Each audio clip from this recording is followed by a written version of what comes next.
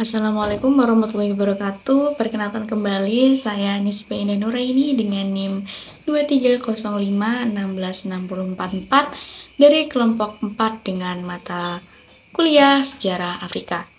Saya membuat video ini yaitu ingin menjelaskan dari hasil rangkuman buku Sejarah Afrika volume 4 The Cambridge History of Africa, bab 3 sampai dengan 4. Untuk bab sebelum dan selanjutnya akan dijelaskan oleh teman kelompok saya yang lain.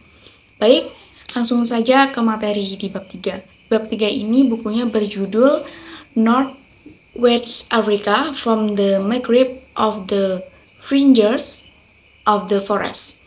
Jadi di buku ini itu membahas wilayah Afrika Laut Barat termasuk daerah-daerah transisi menuju savana dan hutan Afrika Barat. Dan buku ini tuh fokusnya mencakup aspek politik, ekonomi, sosial, dan agama selama abad ke-17 sampai dengan abad ke-18. Yang pertama yaitu dari politik dan struktur kekuasaan. Jadi hubungan internasional. Jadi wilayah ini tetap menjadi pusat kekuasaan Islam wilayah Afrika Barat dengan hubungan erat dengan dunia di Mediterania.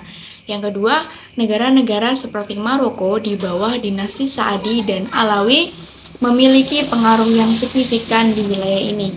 Maroko mempertahankan hubungan dan konflik dengan kekuatan Eropa, termasuk Spanyol dan Portugal. Selanjutnya ada penaklukan kota Timbuktu dan Songhai, yaitu setelah penaklukan Kekaisaran Songhai oleh Maroko pada tahun 1591, wilayah Sudan Barat menjadi Pasalik Timbuktu yang dikelola oleh pasukan Maroko atau Arma.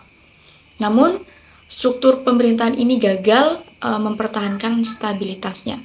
Selanjutnya ada administrasi Arma yang bersifat militeristik dan berbasis penajukan, sehingga menimbulkan ketegangan dengan penduduk lokal.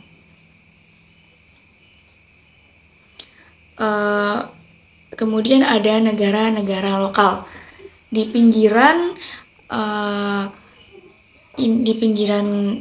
kota-kota ini. Negara-negara lokal seperti negara Bambara muncul sebagai pusat kekuasaan baru. Mereka sering beroperasi di luar sistem Islam formal dan menggunakan struktur sosial lokal untuk membangun sebuah kekuasaan. Yang kedua yaitu perdagangan dan ekonomi. Jadi rute perdagangan yaitu dari Trans-Sahara tetap penting, meskipun perdagangan Atlantik mulai menarik perhatian yang lebih besar. Jalur ini itu menghubungkan emas dari savana, kola dari hutan, dan garam dari wilayah utara. Selanjutnya ekspor dan barang utama. Komoditas seperti emas, garam, budak, dan kola adalah barang utama yang diperdagangkan.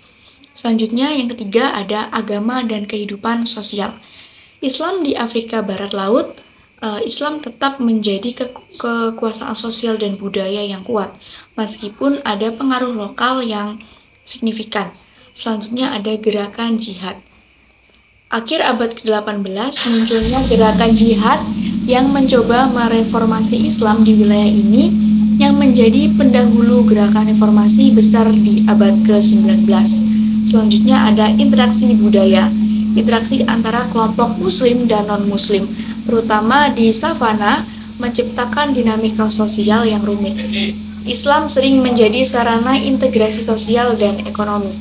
Jadi, kesimpulan dari bab ini yaitu Afrika Barat Laut sebagai wilayah yang dinamis selama abad ke-17 dan sampai abad ke-18, di mana transisi kekuasaan, perdagangan, dan agama ini membentuk perkembangan politik dan sosial.